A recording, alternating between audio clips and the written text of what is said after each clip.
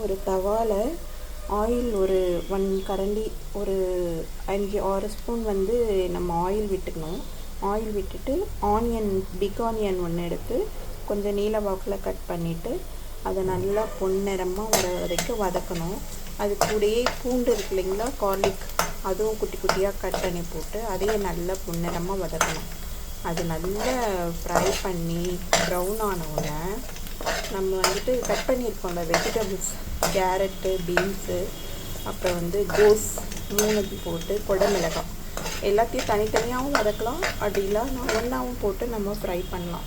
இப்போ போட்டு எல்லாத்தையும் ஃப்ரை பண்ணணும். இப்போ நல்லா ஃப்ரை பண்ணிக்கணும்.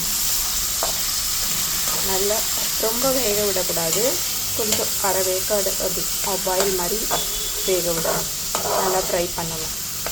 ஃப்ரை பண்ணிவிட்டு அதில் வந்து கொஞ்சம் நம்ம சால்ட் ஆட் பண்ணிக்கணும். சால்ட்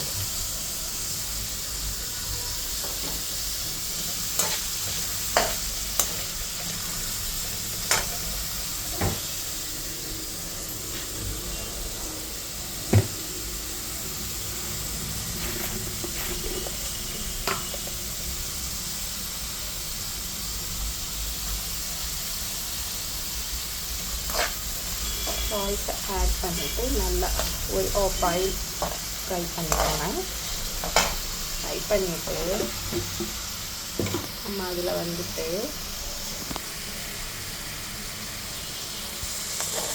நல்லா ஃப்ரை பண்ணுங்க.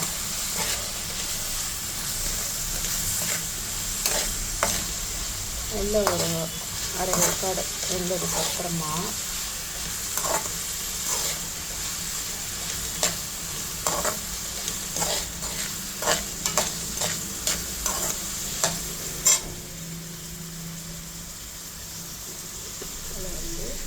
நம்ம காஷ்மீர் சில்லி பவுடர் இருந்ததுன்னா அதில் வந்து ஒரு சின்ன கொஞ்சம் போல்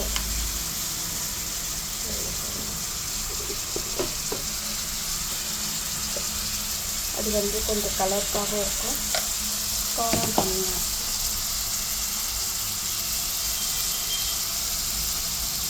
காஷ்மீர் சில்லி கொஞ்சம் கலர் வர வந்து போட்டுட்டு நல்லா வதக்கணும்.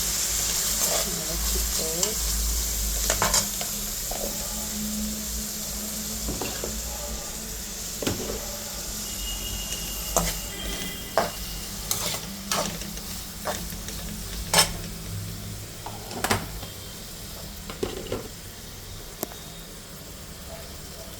கூட நான் வந்து ஒரு மசாலா பவுடர், அதோட ஒரு மசாலா பவுடர் இருக்குது, அந்த நூடுல்ஸ் கூட வர மசாலா பவுடர், அதை கொஞ்சம் போட்டு நல்லா ஃப்ரை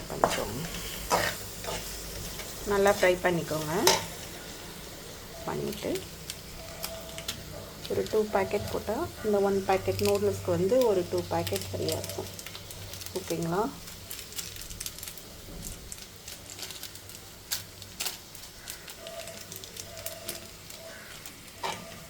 நல்லா ஃப்ரை பண்ணிக்கோங்க.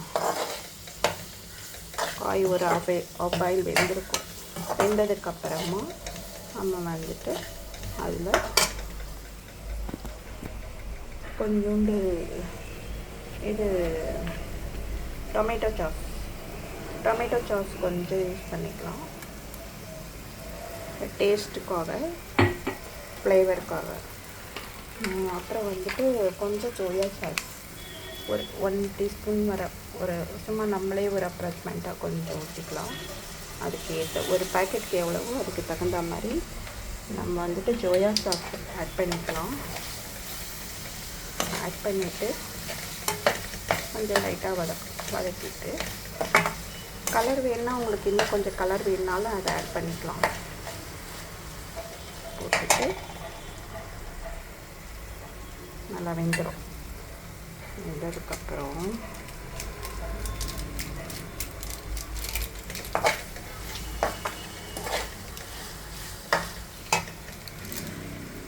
நம்ம வேக வச்சுருக்கோம் இல்லைங்களா அந்த நூடுல்ஸ், ப்ளைன் நூடுல்ஸ், அதை வந்து நம்ம அது கூட போட்டு கிளறோம். ஒரு நிமிஷம் வரலாம். உப்பு போட்டு நூடுல்ஸ் போட்டு நம்ம நல்லா கிளறி விடணும். ஓகேங்களா. இப்போ வந்துட்டு நம்ம இது ரெடியான உடனே வெஜிடபிள் போட்டு நம்ம செஞ்சுருக்கோம். அதுக்கப்புறம் நம்ம வந்து எக்கு வந்து தனியாக போட்டு அதில் வந்து எக்கு ஆட் பண்ணிக்கலாம். முதலே எக்கு அது கூடயே போட்டனாலும் போடலாம், நம்ம இல்லைன்னா தனியாக ஃப்ரை பண்ணிவிட்டு கூட அந்த எக்கை வந்து போட்டுக்கலாம். நான் வந்து இப்போது எக்கு தனியாக உங்களுக்கு பண்ணிவிட்டு உங்களுக்கு இந்த வீடியோ காட்டுறேன்.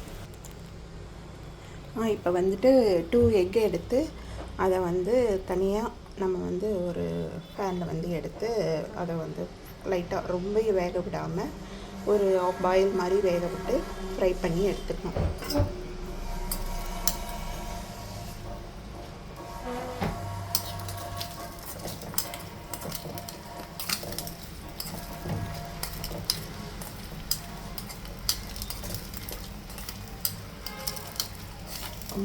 ரொம்ப ஃபுல்லாக வேக விடக்கூடாது.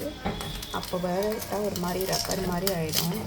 நம்ம வந்து சும்மா ஒரு பாயில் 3/4 ஏக்கர் அது மாதிரி வேக வச்சு அதை நல்லா இது பண்ணி எடுத்துக்கலாம்.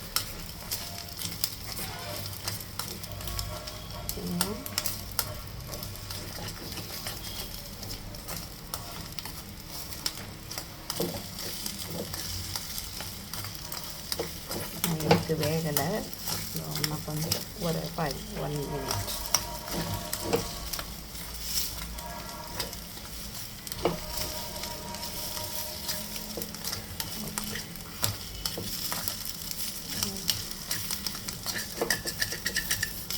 ரொம்ப ட்ரை ஆகிடக்கூடாது.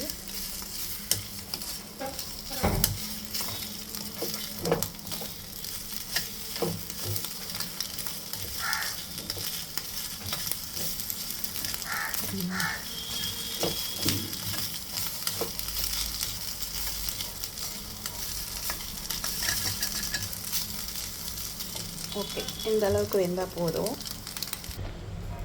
இந்த அளவுக்கு எக்கு வெந்தோன்னா அந்த எக்கு எடுத்து நம்ம இதில் போட்டுட்டு முன்னாடியே போட்டுட்டு கூட நம்ம இந்த தவாலையை கூட பண்ணலாம், இல்லை நம்ம தனியாக ஃப்ரை பண்ணிவிட்டு இது கூட ஆட் பண்ணிக்கலாம். பண்ணிவிட்டு நல்லா ஒரு லைட்டாக ஒரு ஃப்ரை. இப்போ எக் நூடுல்ஸ் உங்களுக்கு ரெடி ஆகிடுச்சு. இது கூட நம்ம காரத்துக்கு வேணால் பெப்பர் கொஞ்சம் போட்டுக்கலாம், அப்படியே இல்லைன்னா சில்லி ஃப்ளேக்ஸ் இருக்குங்களா, சில்லி ஃப்ளேக்ஸ் கொஞ்சம் போட்டுக்கலாம். நம்மளோட சாய்ஸ். சில்லி ஃப்ளேக்ஸ் அப்படின்னா பெப்பர் பவுடர், நான் சில்லி ஃப்ளேக்ஸ் போடுறேன். ஸ்பைசி கொஞ்சம் ஸ்பைஸியாக இருக்கும், நல்லா இது ஸ்பைசி வேணுன்றவங்களுக்கு சில்லி ஃப்ளேக்ஸ் கொஞ்சம் போட்டுக்கணும். போட்டுட்டு அவ்வளோதான், ரெடி ஆகிடுச்சு. இதை வந்து ரெடி ஆனதுக்கப்புறம் நம்ம இது கூட கொத்தமல்லி தலை கொஞ்சம் குட்டியாக கட் பண்ணி போட்டு கூட மேலே இது பண்ணிக்கலாம். இப்போ என்னோடய எக் நூடுல்ஸ் ரெடி ஆகிடுச்சு. ஓகே கைஸ், நீங்களும் இதை பார்த்து செய்யுங்க, இதே மாதிரி மெத்தடில் செய்யுங்க. இதை வந்து நீங்கள் பார்த்துட்டு லைக் பண்ணுங்கள், ஷேர் பண்ணுங்கள், சப்ஸ்கிரைப் பண்ணுங்கள், கூடவே பெல் ஐகானையும் டச் பண்ணுங்கள்.